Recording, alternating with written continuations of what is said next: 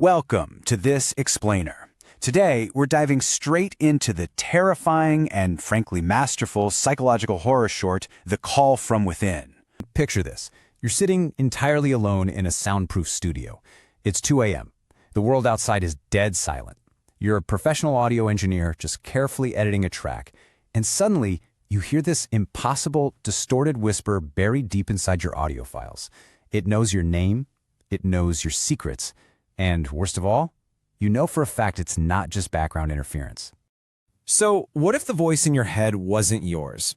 That deeply chilling premise is what drives our explainer today.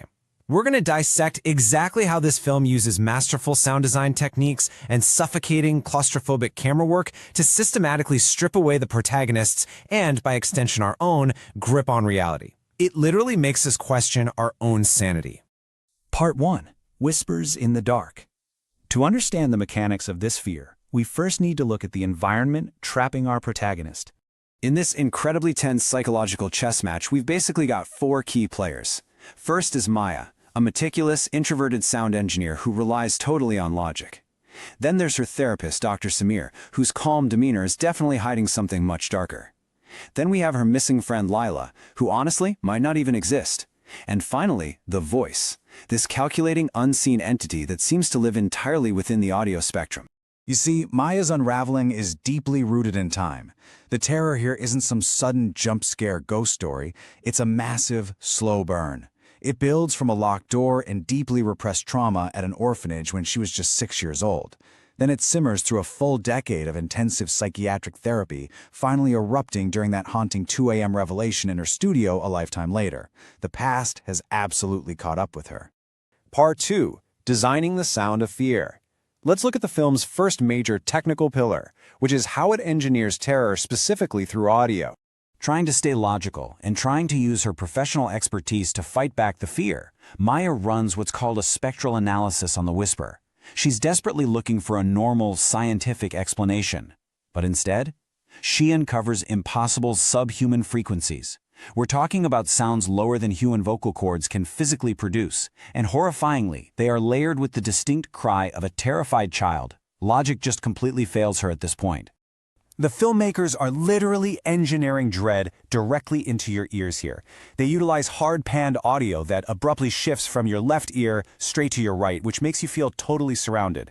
They pump in this deep, low-frequency bass that induces an actual physical sense of anxiety right in your chest.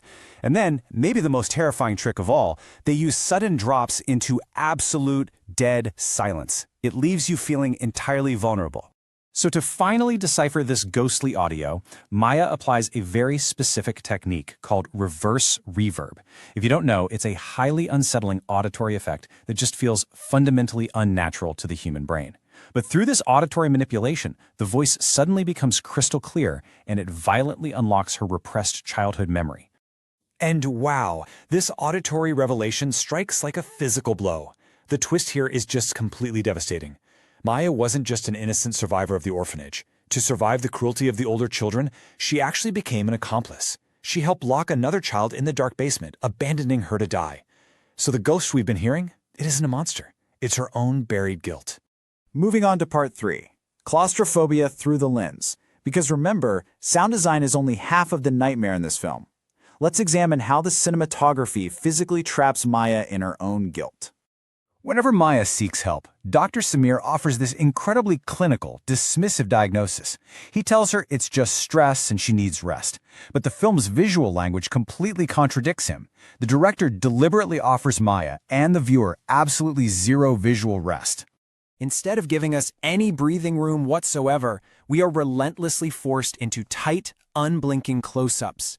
By placing the camera mere inches from Maya's face, the frame itself becomes a cage. It's an absolutely masterful use of claustrophobic camera angles that perfectly mirrors Maya's suffocating internal panic. There is literally nowhere for her or for us to look away.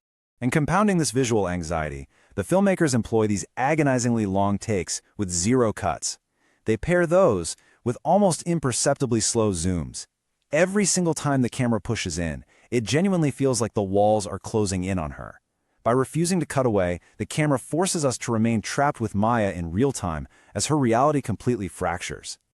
Now, this isolation is heavily compounded by the lighting. It's low-key and incredibly high contrast. Maya is often illuminated with only the harsh, unnatural glare of a single computer monitor or maybe the stark light of a cell phone screen, and she's entirely surrounded by pitch-black nothingness. That darkness around her feels so heavy, like it could just swallow her whole at any given moment. The camera further isolates her by actively manipulating our psychological response to color. Notice the stark contrast they use. The present day is bathed in cold, desaturated blues and grays, which makes her studio feel totally sterile and dead.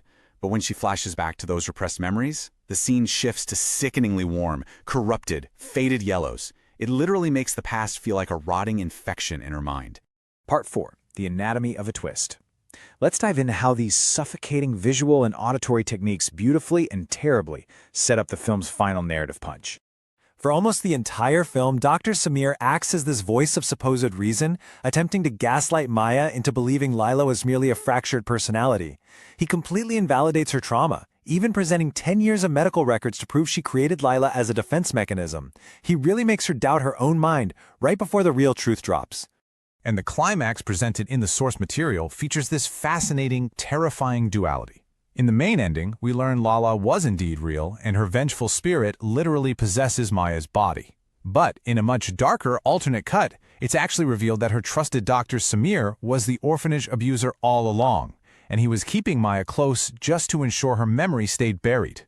Both endings are just utterly devastating. Part 5. The Final Echo.